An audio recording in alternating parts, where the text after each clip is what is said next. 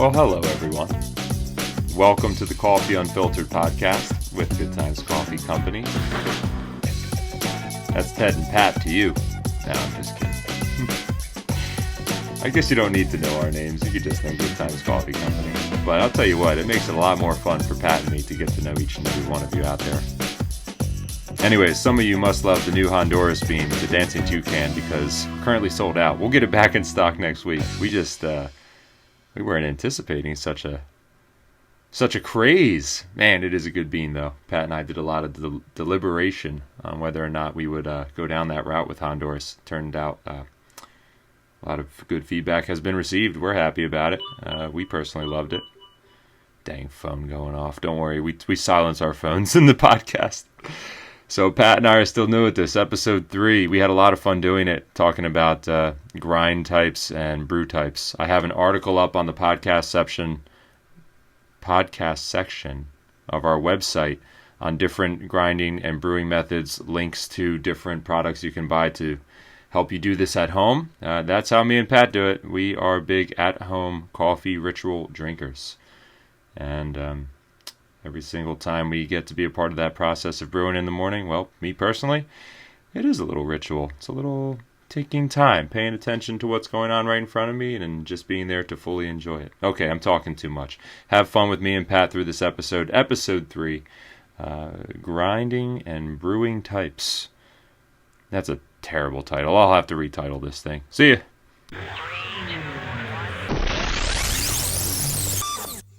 Hello, Patrick. Hey, Ted. Hello, good timers. Welcome back. Ted. Yeah. Well, hello, welcome back. Indeed. We're drinking. What are you drinking, Pat? I'm drinking the Dancing Toucan, actually. Good for you, man. What are you drinking? The Sloth, which is also good for me. Yeah? Mm-hmm. I haven't had that one, actually, in a while. Neither have I. This is my first day. Seaside Sloth. Let me tell you about the seaside right now. It's a beautiful sunny day on the beach. We were out there earlier with the dog. There's been mass graveyards of horseshoe crabs and shells and conches. So I've been making little shell conch gardens here and there. There's going to be an aurora borealis tonight. Do you know this? I know it from you. Yeah. Oh, yeah. I forgot I sent it to. I'm spreading the news. It's December 10th right now as we record. And tonight is possible aurora borealis sightings in the Northeast where we live. So, or across the country even, from this one solar flare that apparently happened. I mean, it's crazy. And then there's a big comet storm on Sunday night around 2 a.m. There's a whole bunch of things happening out there in the world. Mm-hmm. And yet the world goes round, man. We keep on going day after day, mug after mug of Good Times coffee to help me pay attention to all this crazy life. How's that? How's that for? Sounds pretty good. That's pretty much why I drink it. I need help to pay attention to all these good things out there in the world. We got a lot of good stuff in store for everyone today. I believe it'll be very helpful if anyone's looking to experiment with different roasts and grinds of basically the same coffee. I don't know if you know it, people, but there are ways to make the same bean of coffee taste a little different or a lot of different. It's just ways to bring out bean varieties and have them shine in different lights. That's how I see it.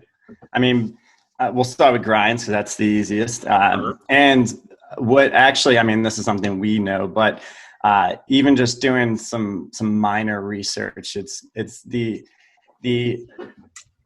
common theory is grinds are actually the most important thing when it comes to brewing a perfect cup of coffee, because basically your whole goal of grinding is extracting the perfect amount of flavor from your coffee. I mean, if you under too little, as far as the size of the grind, if it's too little, you've under extracted it. And if it's too big, you've over extracted it. I mean, this is something that actually we have both encountered, as have probably most people who drank coffee and just didn't realize it. But because I remember thinking back to just last year when I was doing a lot of pour over roasts, and there were a few times where I was using very coarse French press size grinds for a pour over, which for those who don't know, is not the correct size grind for a It'll pour. work. You'll get coffee. You'll get coffee. It'll be a little bland, but what I was getting the most was a somewhat of a soapy flavor, and I kept thinking that it was my pour over that just wasn't cleaned properly, or the soap from the dish soap was sticking into it. But I kept cleaning it, and it kept getting the same soapy flavor. And I was like, what is going on here? So I actually just looked it up, and that was one of the most common flavors if you're using the wrong size grind. It basically was under extracting the coffee. And what a peculiar thing, huh?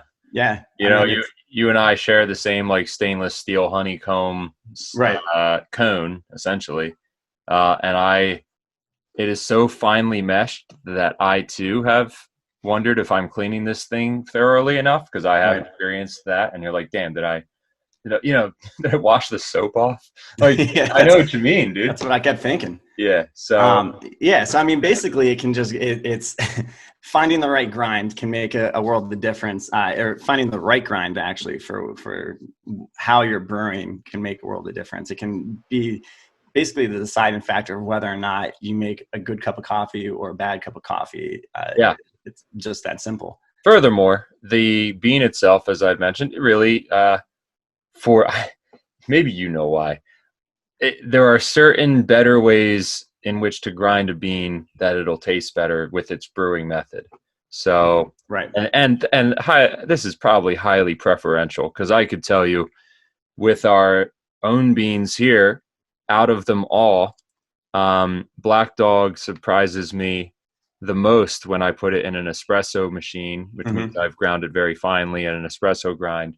And when I have a sip of that, I'm like, that's to me is my favorite cup to make an espresso with. I do it with them all. You know, I don't really I'm not too strict on myself to stick with only my favorite. Right. You know, it's just like, but when I do have it, it's like, my God, dude, that it's meant for me to be an espresso. Now you drink it, you know, cold brewed. And I actually find it to be pretty well. They actually tell you, I mean, as far as espresso goes, dark roasts tend to be a better option for espresso. When it comes down to it in the end, we say it all the time with coffee. It's like wine or beer. It really just comes down to taste preference per person. There's no right or wrong when it comes to drinking coffee. It's all, you know, whether you like it or not. Gina in New York that we know, she orders a lot of coffee at once, a few different varieties, but Alpaca is her espresso. And it's like, to me, and she's got a really fancy grind machine that does all sorts of things. And so it's able to make espresso too. And so for her, you know, it is not the dark roast, it's espresso, probably our lightest, you know, so. Right. I mean, it's crazy. Cause I mean, I can always, both of us can always, if someone asks us, hey, I'm using a French press to brew coffee, what's your best flavor, or what's your best type of coffee for that? I mean, we could probably give you what our recommendation would be. I know what I like. Exactly, I do too. I mean, in that instance, I personally love Big Papa as a French press. Whoa, good for I think it's actually perfect for it. That's what I've been drinking lately. Just ran out today, which is why I'm hitting the sloth. And you know what else I had today? I mixed a Guatemalan bean, which is not something Good Times sells. I finished it off. It's not something we want to sell either. I'm just putting that out there. Don't look forward to a Guatemala bean from Good Times. If you like a Guatemala bean, it's very, very similar to the Honduras that we sell. Get them from Dancing Toucan. It's basically almost the same. So Big Papa, though, is, as well as it's one of my favorites all around. French press, man. You know, the sloth is good from Nicaragua. I really have experienced a full flavor with our Nicaraguan bean, and too the toucan with a French press, though. Like, but you have to understand, everybody, I use a French press for everything. So like every morning is the French press. This afternoon was the pour over, because I only needed a cup and a half, you know.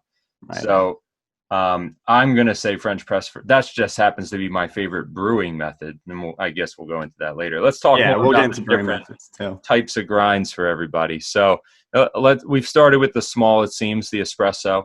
Right.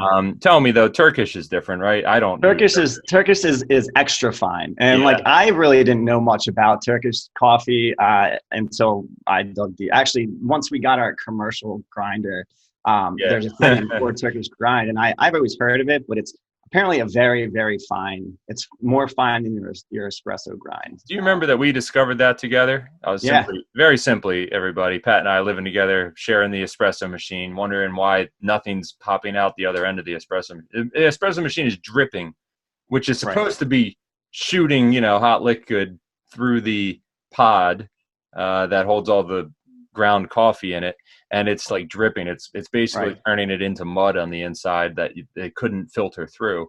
Because that right there was a prime example of our not having the right grind. Just not being able to function in a machine. It was too fine of a grind. Yeah, it's a great. I've never brewed Turkish coffee. I hear it. Well, I have a funny story about Turkish coffee though. I don't know if I ever told you this. My dad was in Turkey with his wife in recent years. Probably some cruise or whatever the hell they do. They're able to go and they go see some different countries. But my dad likes to think he's in America everywhere. I don't know if he likes to think that. He just thinks that way. It's just like, yes, I would like a cup of coffee, he says to someone in Turkey. And they give him a Turkish cup of coffee. And he's like, he spits it back in because he thinks, because in Turkey, there's the grind is at the bottom of the cup, right? It's basically like it's an accepted thing there. It's the way they drink it. But to him, he thought it was like a bad cup of coffee or something. So he basically insulted whoever he was with. And I like to think about that story. It cracks me up. Yeah. I've heard it's kind of like, it's similar. Turkish coffee is similar to Cuban coffee, or actually most coffee other than how the US drinks it usually stronger than the US. So whenever an American goes and tries another country's coffee, they tend to think it's too much. That's how they usually. I just picture my dad like, "What is this?" Spits it back into the cup. Oh man, I'm gonna call him later and make fun of him for that. So we'll go up the list: Turkish, espresso. Then it goes to your pour overs, which we were talking about, and AeroPresses, which is they're cool little. Basically, they're apparatuses. That you can take on the road with you. Basically, if you want, they're small things, and you basically just pour it into a cylindrical tube, and then you let it kind of percolate in that tube, and then you push it and extract the coffee out. That's what an AeroPress is. Not the French press. Not the French press. Distinction. Then your next one is like you're getting to your coffee maker. So this is your standard. We call it universal grind. Yeah. And that one you can also use for pour overs as well. Technically medium fine and medium roast you can both use for pour overs. But basically your medium grind is always going to be drip coffee makers. Yeah, it's what you're buying most likely in the grocery store. Prepackaged coffee is all going to be medium grind. Can you get away with it and do other things with it? Sure. But as me and Pat are saying, it's just not meant for everything. I actually saw an article actually the beginning of this year, and there's new studies when it comes to espresso that scientists have fooled around with coffee, and they've come across thinking, it hasn't been proven yet, that a more coarse grind coffee actually performs better as far as extracting espresso than what they first thought with the fine grinds, which is weird to think. Am I to try this? You're saying I can pour? You can try it, but I didn't dig deep enough into that story, but I did see that was what they were, I guess, coming with. I do have the technology. Pat and I shared this grinder that I have. Now it's mine. Brenda is her name. We've put Brenda through the hell and back, man. That was our first grinder when we started out. Yeah, still running, still great. I mean, this thing was like $200 out of the box. I was like, whoa, seriously, it's an awesome piece of equipment. Yeah, it is. It's what they call a burr grinder. We'll get into grinder types in another segment, but that's why the price was so high. Oh, I mean, it does. For a home no regrets, man. This is my coffee shop. I get to make, you throw it in the hopper, and you pick 1 through 60 is this machine, for just how fine or coarse your grind will be. It tells you, it gives you the option to push one button for 1 to anywhere to choose between 1 and 12 cups for yourself to grind. Kind of does all the work for you, but it helped me to visualize the amounts kind of when it's done, when it's in the container that it pours into. First off, I noticed the grind size even by looking at it now, and I'm sure you do too, because we've seen, right. pack. You can eye it up. We pack different grind types every day. So I mean that's just pretty cool, but that's really only for my own self pleasure here, because no one gets a kick out of that like I do, I guess. But not only that, but just the amount of espresso. Here's a good example. For instance, if I tune the machine to espresso, it's going to take more than twice the amount of time to grind that finely for the same amount of coffee. So there's little things, nuances like that if I'm just paying attention to the grinder, make it a very interesting thing to be a part of, I guess. You really see how much coffee it's going to look the same weight of coffee is going to look different between all the grinds. Right. And even though it's the same weight, same cup technically of coffee and all that. Yeah. Right. It's basically less air in between the grinds. Obviously espresso is going to be almost half the amount as you would see in a French press grind. All right, Pat, thanks for, ruining the magic for me. Yes, I know there is less air anyways, whatever. But visually, it's a cool thing. Visually, I'm looking at espresso. When I put my coffee aside, extra espresso grind, let's say, and I kind of just put it in a tub, I don't have to mark that tub. I know exactly what it is if I'm looking at it through the see-through container, things like that. So, and I typically only drink one of our coffees at a time, so I'm not guessing this one's the original, this one's the Big Papa, Although if you and I have gotten to a pretty good point, if they're whole beans in front of us, we're like, okay, this one is Big Papa, because Big Papa definitely stands out as, like, for us at least, in our 6 varieties of what we brew here. That's got this dark sheen to it. It's very pretty bean. That's something that actually we're going to get into in the next segment of roast. Oh, real quick. So, all right, I'm sorry, I slow us up. It's all right. One more thing. This is how we can go off on tangents here. But all right, next one up is medium coarse grind, and that's basically for what they call Chemexes. And for those who don't know what Chemex is, it's become the it's basically it's the popular way of brewing now, and it's the glass vase looking structure with a cone filter, paper filter on the top.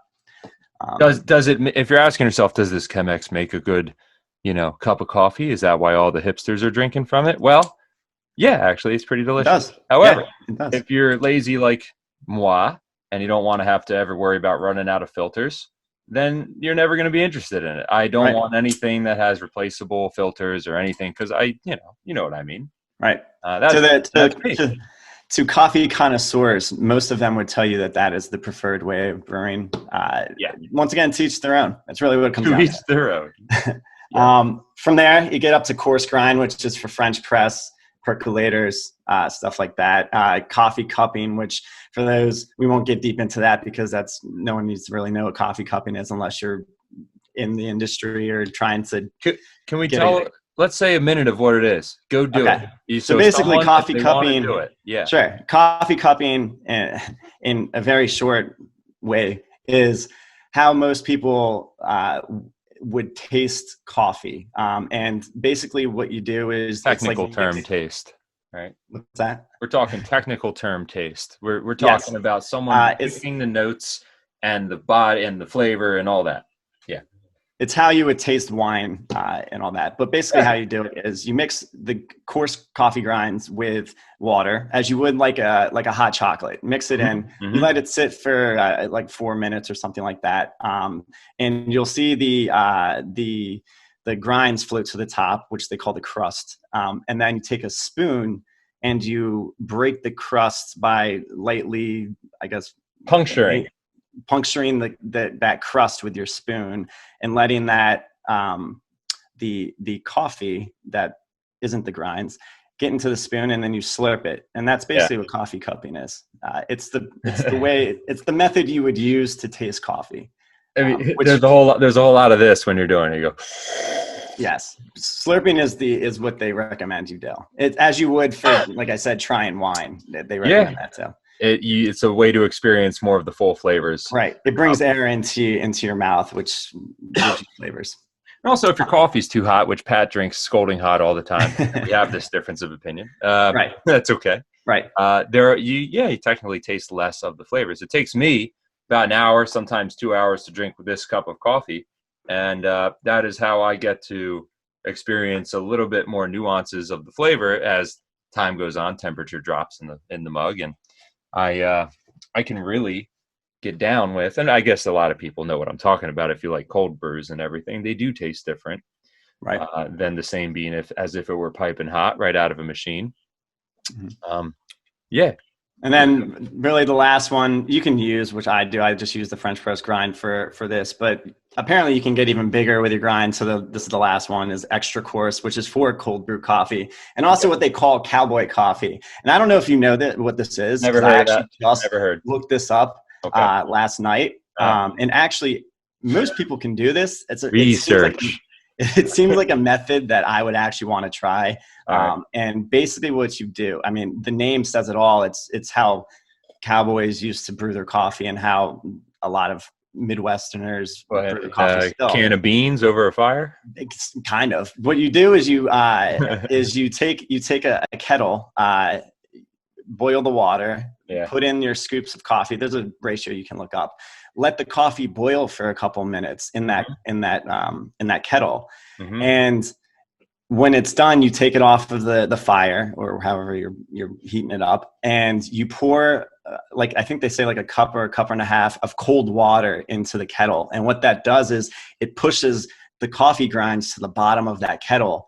So you don't even need a filter for it. So when you pour the coffee out of the kettle, there's no grinds because that cold water pushed it all to the bottom. Oh man, and that's what a cowboy coffee is. Apparently, it is a very there's no acidity in it. It's very smooth because you're boiling the coffee. So as you boil it, you're boiling the acidity out of it. Yeah. Usually, when we're brewing, we don't use boiling water, and that's what's kind of confusing me about. Because you can burn the grind. Basically, you burn the coffee. Is why you don't use boiling water.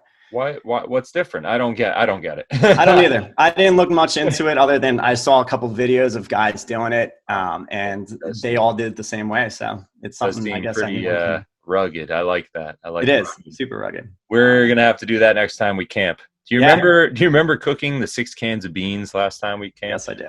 Yes, I do. Just be sure to remove the top, everybody. That's all. And also, 6 cans of beans is way too many beans for like 7 people or something. Everybody, it was a side dish. There was no need. Right. Yeah, it was too much. Yeah. We never have enough coffee. It always turns we make like all this coffee. It's never enough. It's never been enough. Because on a morning after you camp, you're like, that's really all I desire. Some campfire coffee. Go on, please. So, we'll move on to the roast, the last section of this. And this is just as important as grinds, but it's basically what roasting your coffee is, which most people know, is you're taking a green unroasted bean and just cooking it at certain temperatures for a certain amount of time. And the higher the temperature, the longer it's being roasted for, gives you your darker or lighter roast. And basically what happens when you cook a bean is you're causing a chemical change in the bean, which it caramelizes the sugars, fats, and starches in the coffee bean. And that's what that's how you get your flavor out of a coffee bean. Yeah. A green unroasted coffee bean is not a pleasant thing that you want to eat. It's spongy and it's very, very bitter. Yeah. First time I ever saw one, this is what coffee is. Right. Most people didn't even know what it looks like. It's not even, it's in a shell. So it's the berry. It's like, you see those red berries. It's basically those. And inside is your coffee bean. So in these temperatures, we're talking low to mid 400s, low to low mid 400s. Right. We're talking just could be anywhere in the 10 to 15 minute range. And this is what Pat and I and every coffee company does to get the flavor that they want from a bean. Yes, all the flavors can differentiate based on your brewing technique and grinds and all that too.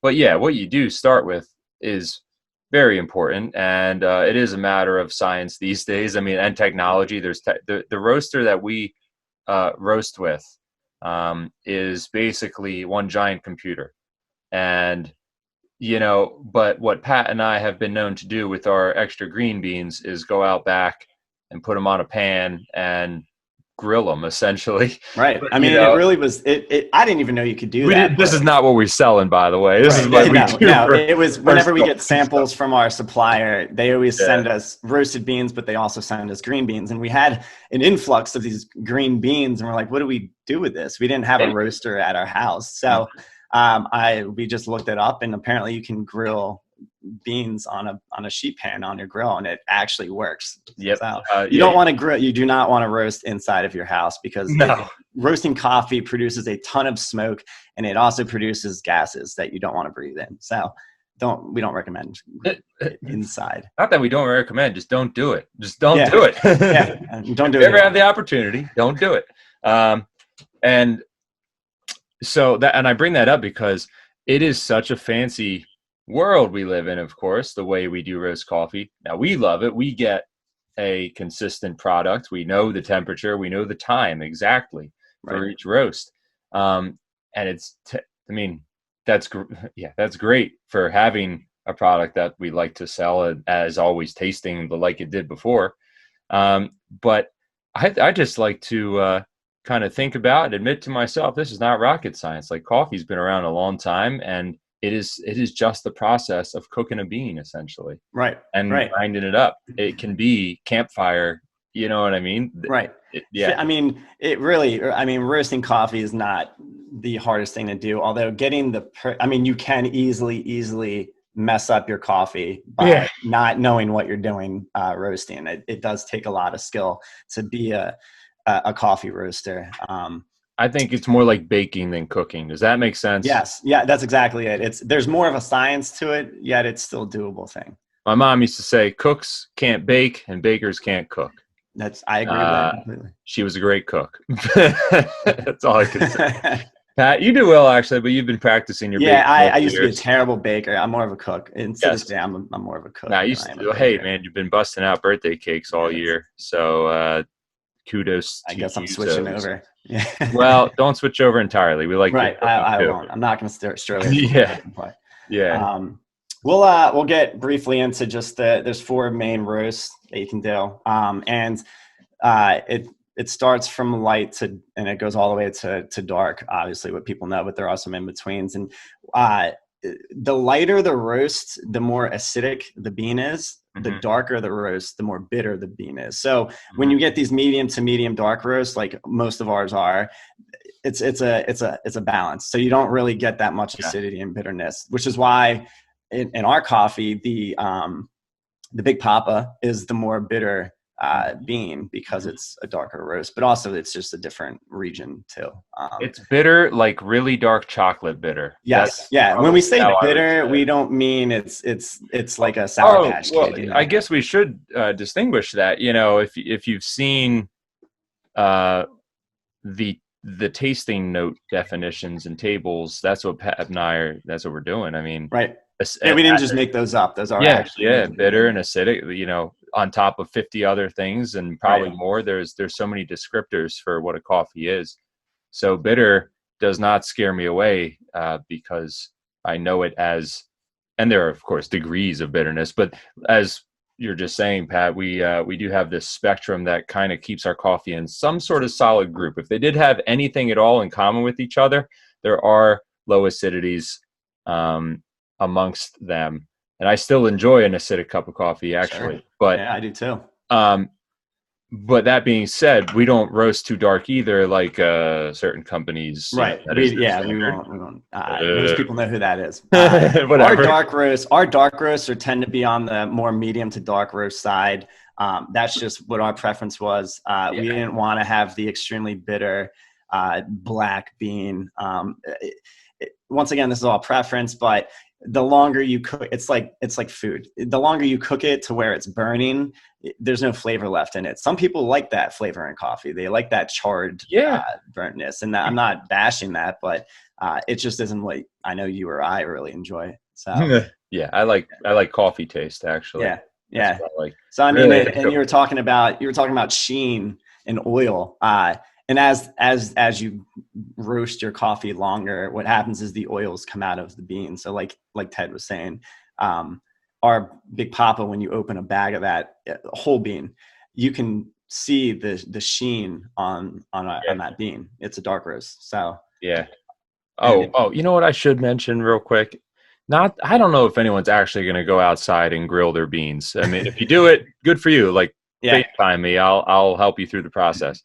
But you don't grind the bean and drink it right after. It isn't like a hamburger that you want to eat while it's hot, you know? Right. The process is you roast it and then you let it, what they call degas, which is usually 24 to 48 hours afterward. And how coffee omits CO2 gas. This can be another deep conversation for another time, but it omits CO2 gas, which is the other reason why you don't want to cook it inside your house, because that's not good to breathe in.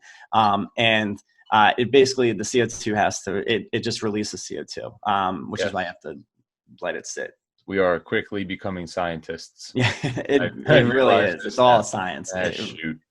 Yep. I'd never wanted to be a scientist. I don't know about you. And I will say this is probably the most asked question that we have gotten. We can also, once again, get into this another time, but the roasting times does affect caffeine levels. And contrary to popular belief, a darker roast actually has less caffeine than a lighter roast coffee.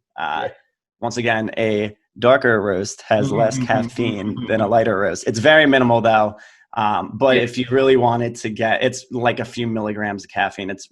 If you're trying to drink coffee for caffeine purposes, there really isn't much of a difference, but you would go lighter. And that just comes down to just obviously with anything else. If you cook something for longer, you're going to cook a lot of the stuff out of it. So basically it. And then I guess basically, I'll ask you, what would be your favorite roast? Shoot.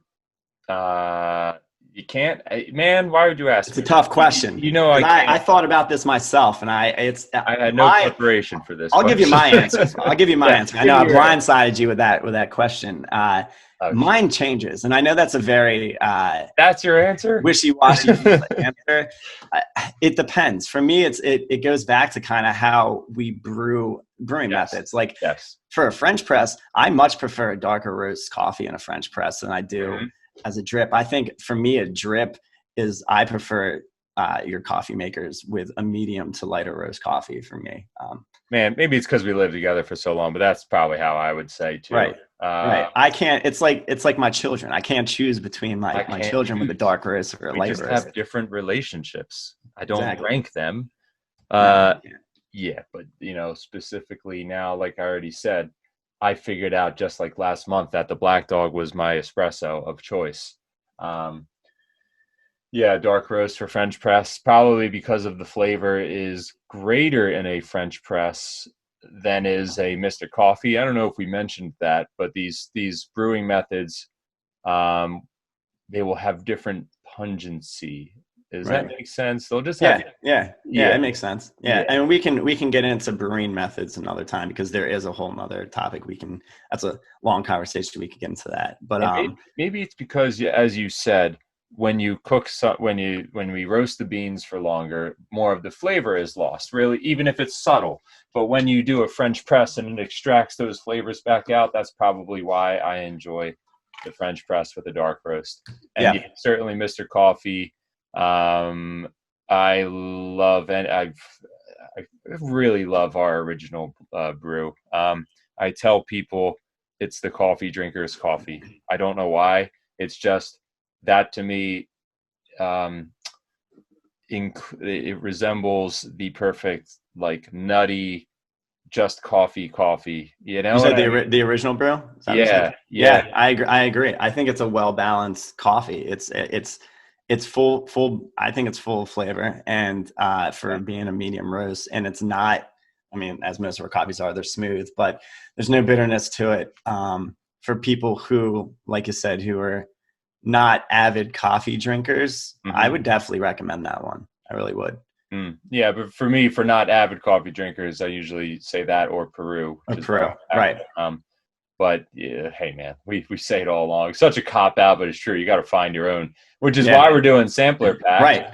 Right. Which is why we wanted to do that, is because a lot of people will always ask us, well, I don't know how this tastes, or I don't know what that one tastes like, and I don't know what I'm going to like. And there's been, I just in the past couple months, I've had people try like our Big Papa who never would have thought they wanted it or liked it, and it ended up being their favorite coffee. And I said, well, all you got to do is try them. So this is the easy way to do it. I will answer your question, and we're gonna sign off. I'll fill everybody in on what's going on this month for Pat and I in Good Times. So French press Big Papa. That's for me. Like, it just happened to be what I've recently had in the month, and I can almost always guarantee myself that it's going to taste exactly the way I want it, the way I do it with a French press. And for me, other than my amazing grinder, which grinds the exact amount each and every time, I don't need that. I can do that too. I don't measure, and I wouldn't necessarily measure the water level either, although my French press does have like a level that it says it. I just eyeball it, and it's great. I don't have to worry about being exact, and it's going to be a great cup of coffee. You really don't when it comes to that. Like, some people do. Some people really do. Right. And I know me saying that, a lot of, coffee snobs would say that's preposterous. But if I'm not talking about major differences, but like if it's off by a couple, a 1 fluid ounce of water. Yeah. Right. It's not going to change the flavor of the coffee that much. So, yeah. I mean, does it technically? Sure. But, sure. I'm not in the business of, perfection. I think we're in the business of fun, man, and coffee is fun first and foremost for myself. The rest is just knowledge to impress my my dad with, I guess. Hey, Dad, you might know my dad's a smart dude, by the way. He's like skipping grades and stuff, and he's a lawyer, I should mention. So like he's just a factory of knowledge of everything, especially history. Well, I'm gonna go be like, hey, Dad, let me tell you about a French press, though. Do you know what's behind the? It's less air, Dad. It's more and less air between the beans grinds, Dad. No, I'm just kidding. Love you, Dad. He drinks coffee. He drinks the original, actually. Nice.